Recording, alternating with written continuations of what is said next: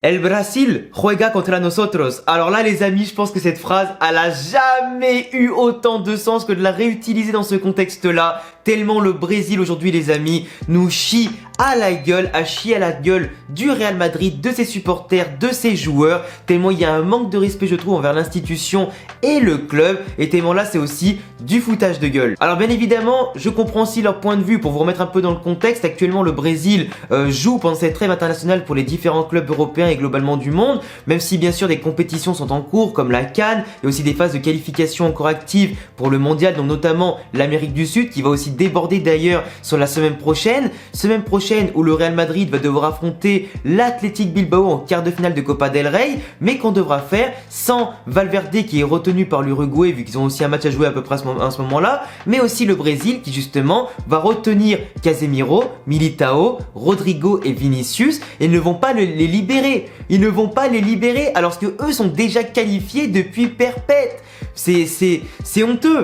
C'est honteux. Là, du coup, t'as des joueurs qui malheureusement ne vont pas jouer avec leur club, qui est quand même de base plus important vu que c'est le club qui paye les joueurs. On va quand même se mettre d'accord. Le club paye les joueurs.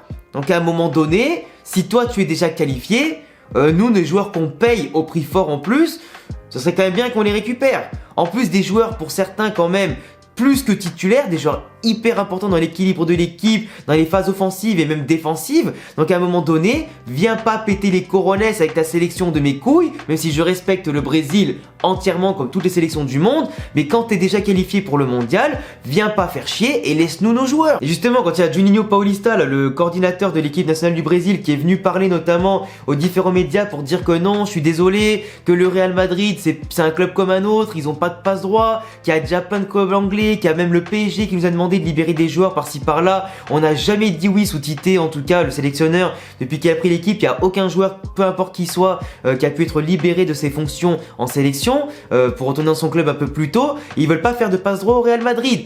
Sauf que là quand même, là, on parle pas de juste un petit match de Ligue 1 du PSG qui a pas besoin de Neymar ou quoi pour remporter un match.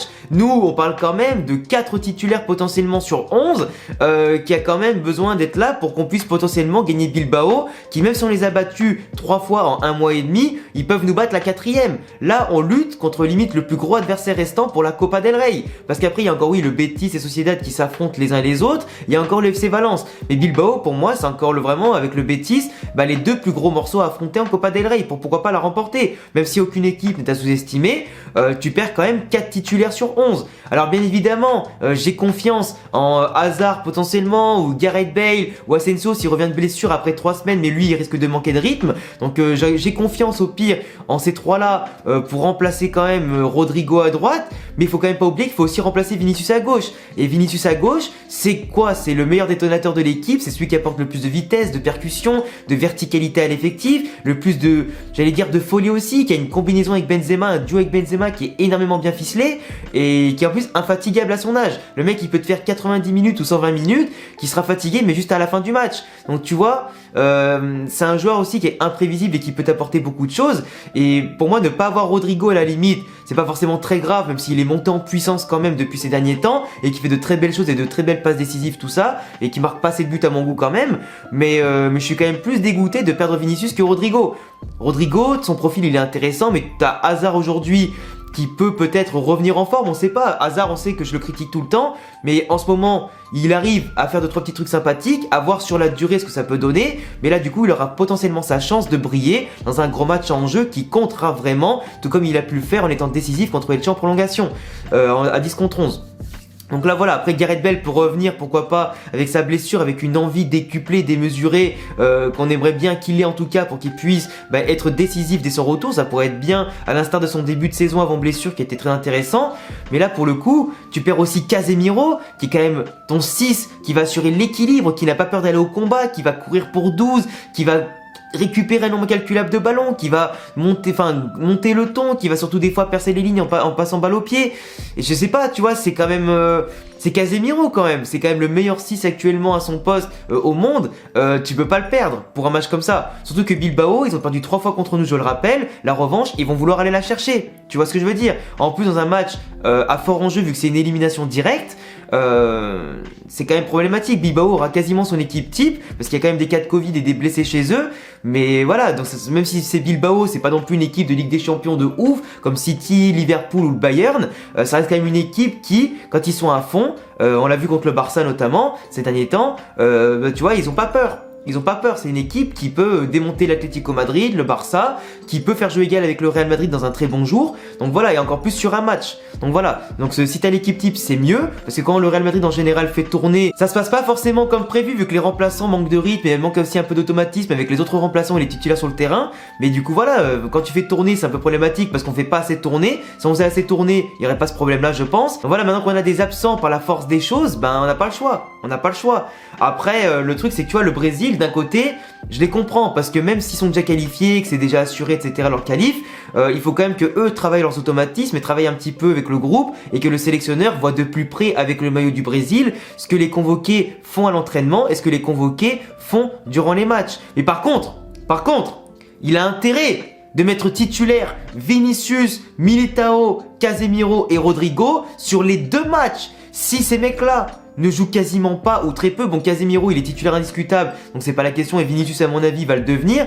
Mais s'il ne fait pas jouer Militao et Rodrigo, je peux vous dire que je vais péter un plomb. Parce que si tu nous les empêches de les avoir avec nous, si tu les empêches de jouer avec nous un match décisif de la saison, alors qu'on est parti peut-être pour faire un triplé historique au niveau national, Supercoupe, Liga, Copa del Rey, et peut-être le quadruplé avec la Champions League, tu les empêches de faire ça avec nous, frérot, je vais pas être d'accord. Et je pense que tout le Real Madrid aujourd'hui va péter un plomb. Et le pire, c'est qu'ils ont même dit que même s'ils gagnaient leur premier match du coup sur les 2 qui doivent jouer du coup pendant la trêve, ils ne les libéraient pas. C'est ça qui est terrible, c'est à un moment donné, tu les as vus jouer, tu les mets tous titulaires, tu vois ce qu'ils font au premier match, ils sont bons, tant mieux, t'as fait ton avis, t'as pas besoin de plusieurs matchs pour te faire un avis. Tu sais ce qu'ils donnent en club, au jour le jour, dans le meilleur club du monde, ils vont potentiellement remporter plein de titres cette saison, c'est déjà fait, du coup on en a déjà gagné un, mais tu sais déjà ce qu'ils font au plus haut niveau, au niveau national et international en Europe. À un moment donné, t'as pas besoin de juste jauger sur un vieux match ou 2 en Amérique du Sud, qui est vraiment à mon sens devenu ultra pété au niveau compétitif.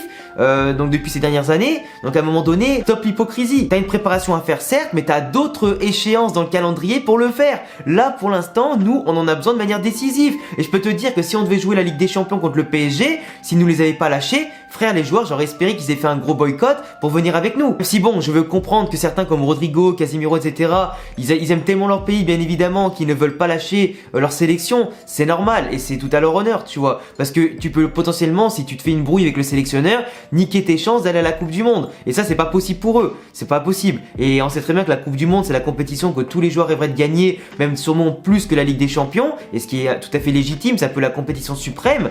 Mais bon voilà quoi, là c'est juste 2 matchs de qualif où t'es déjà qualifié et t'as pas besoin forcément de démontrer à ton sélectionneur à quel point t'es bon, vu que tu le montres déjà un peu partout et tout le temps en fait. Après je comprends qu'au Brésil en ce moment, surtout au niveau offensif ou suivant certains secteurs de jeu, t'as une très forte concurrence et du coup t'as vraiment besoin de départager les joueurs avec leurs performances en club comme en sélection, surtout leur attitude à l'entraînement des 2 côtés. Je peux comprendre, mais quand même à ce moment-là, comme si ce que t'allais voir en une semaine entière, au lieu de seulement 3 jours pour un seul match, ça allait changer la donne, ça change strictement rien. Quand un sélectionneur, il a déjà son opinion sur un joueur ou un groupe de joueurs, c'est très rare les amis que ça change du jour au lendemain pour seulement un match de plus ou 3 jours de plus. Donc après voilà, pour revenir sur le Real Bilbao, autant en défense centrale, Alaba, Nacho, tranquille, parce qu'en plus il y a Carvajal à droite qui est revenu là de son Covid, donc tranquille, il va reprendre sa place à droite, donc pas besoin pour Nacho de dépanner ou Lucas Vazquez. Ferland Mendy sera à gauche, donc pas de problème, on aura la défense type quasiment, sauf Militao qui sera changé par Nacho.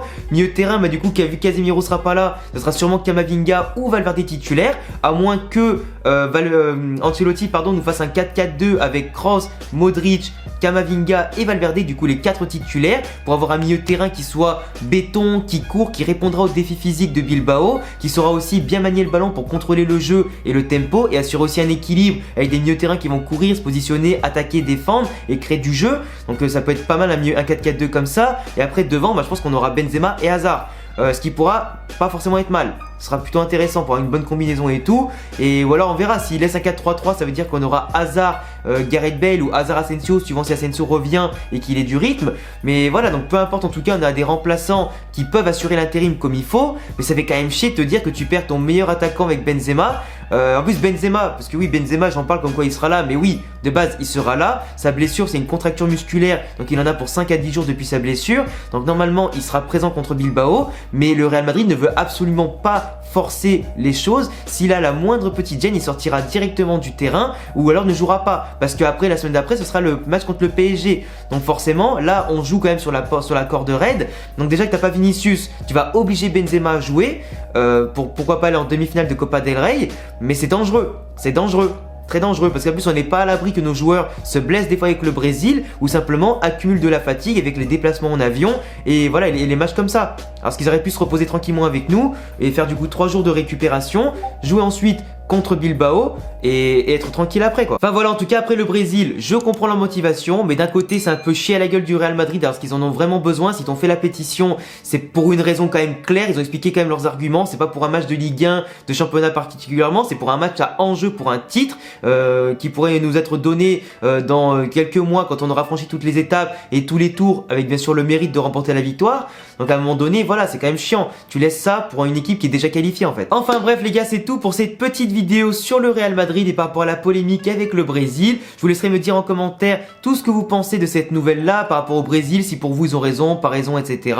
Et me dire aussi quels seraient pour vous du coup les remplaçants à mettre en place pour le match contre Bilbao en Copa del Rey, pour savoir quel 11 compétitif on pourra aligner sans eux. En tout cas comme d'habitude, si vous aimez le Real Madrid, je vous laisserai vous abonner, cocher la cloche et me laisser de gros pouces bleus, me follow sur tous les réseaux qui s'affichent ici et en description. À bientôt la famille pour prochaine vidéo, ciao.